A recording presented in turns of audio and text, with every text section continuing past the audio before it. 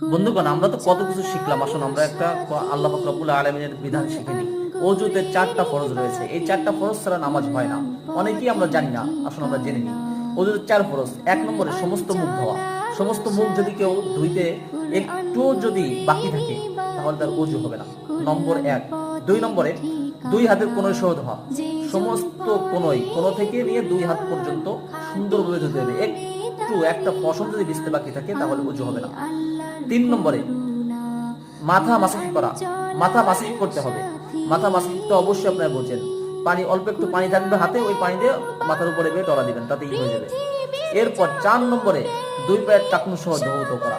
2 পায়ের টাকনু সহকারে সুন্দরভাবে ধৌত করতে হবে। এটা হলো ইসলামের নিয়ম। এই 4টা বিধান যদি আপনি সুন্দরভাবে পালন করেন, আপনার অজু হয়ে যাবে, আর অজু হয়ে গেলে আপনার নামাজ হয়ে যাবে। আমরা সুন্দর একটা জিনিস শিখতে পারলাম, আল্লাহর বিধান। এই জন্য আমরা শেয়ার করে দেব। ধন্যবাদ এবং সাবস্ক্রাইব করে সঙ্গে থাকবো। আসসালামু আলাইকুম।